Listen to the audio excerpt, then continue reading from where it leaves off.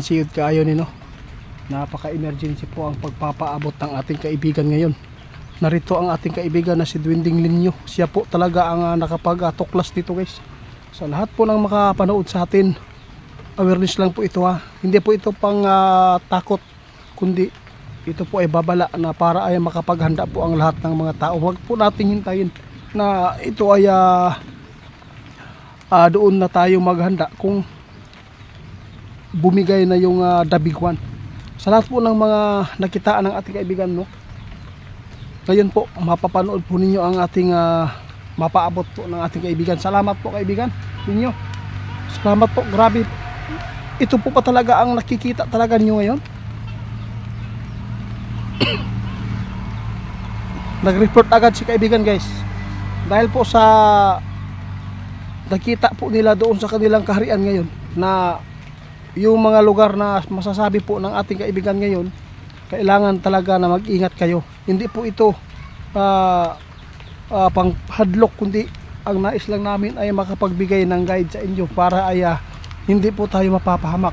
Kaibigan, ano po bang mga lugar ito? Pwede po ba natin malaman at ipaabot na lang para malaman po ng mga tao?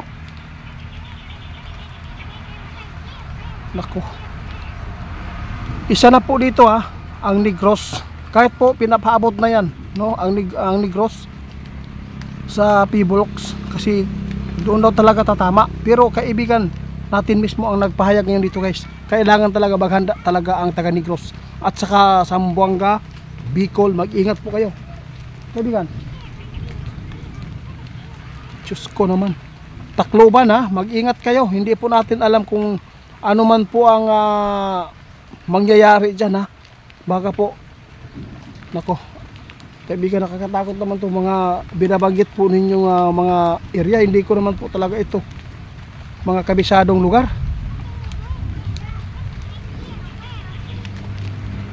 Sus. Sa lahat ng makapag-share nito guys, salamat po. Maraming matulungan natin. Sa ngayon, yung ipinapaabot ng ating kaibigan, kahit po ay mayroon silang nakikita na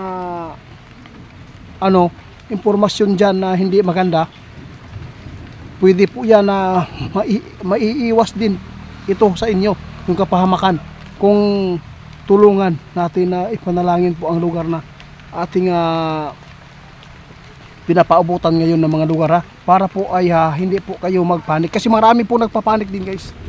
Isa na po yung mga nagpaabot sa amin, kasi sa Negros talaga ay yun po daw ang sentro ng the big ones. Yun po talaga ang matatama. Hindi po nila alam guys, ang natuklasan ng ating kaibigan, kung ang Negros, isa dito ang part ng Luzon, ang pinakamalaking masira dito ng mga buildings kung sakali man talagang umabot po ng 8 mahigit na intensity sa lindol. Kaibigan, salamat po sa inyo Kaya daw nagpapaabot sila guys, kasi hindi po natin alam bukas magkakaroon po ng malakas na lindol o sa sunod na week o sa sunod na buwan o sa next year o ano man po ang mga dumadaan na panahon. At least ay nakapaghanda lagi. Huwag po natin magkampante kung wala naman tayong nakikitang pagyanig no kaibigan. O hindi tayo pwede magkampante, kailangan po natin ngayon, kasi iba na po talaga ang panahon natin ngayon dahil po sa sobrang pagsira ng mga kalikasan natin dito sa mga tao na mga gahaman para lang kumita sila. Hindi nila tiningnan ang mga nangyayari dito sa kalikasan, kung gaano na ka destroy tungod ani mga tao, giniba nila. Ngayon ang nag-ani, lahat tayo ay umani. Kaibigan, salamat. Lagi po akong nagpapasalamat sa inyo dahil po kahit maulan, narito po ang inyong presensya para lang magpaabot. Sa lahat po ng ayaw sa ipinapaabot ng mga kaibigan kong Dwinding, nasa inyo lang no. Pwede pong hindi kayo manood. Ang sa amin ay makapagbigay kami ng kabutihan sa aming kapwa para po ay makahanda sila sa anumang kapahamakan sa mundong ito. At least ay nakapaabot kami para yung mga ibang tao makarinig nito, kung may tiwala sila at least na ipanalangin po nila na sana ay hindi ito mangyayari yung nabigwan dito sa ating bansa. Kung dito mangyayari yan, posible guys na napakarami talagang mamamatay talaga guys, libo-libo daw talaga ang nakita ng ating kaibigan. Sa lahat po ng taga Negros, no, Tacloban, kung ano man po ang ipinapaabot ng PBulk sa inyo, wag po kayong matakot, wag magpanik kasi tao din sila. Pwede yan, hindi mangyari dyan, yun po ang totoo. Kahit may nakita si kaibigan dyan sa mga lugar nyo, pwede yan, iiwas kayo doon po.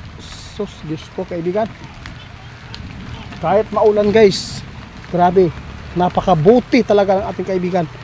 Kaibigan, ikaw po ay walang sawang pagsuporta sa mga tao kahit po ay nilalait ang mga katulad nyo. Salamat, oo, salamat po. Kaya hanggang dito na lang muna guys, kaibigan, aalis na kasi maulan din po, no? Maulanan po tadri. Salamat, paki-report po sa Ghost Hunter 88 fans na Facebook at saka TikTok, no? Paki-report sa Facebook ni Ghost Hunter 88 fans kasi hindi po yan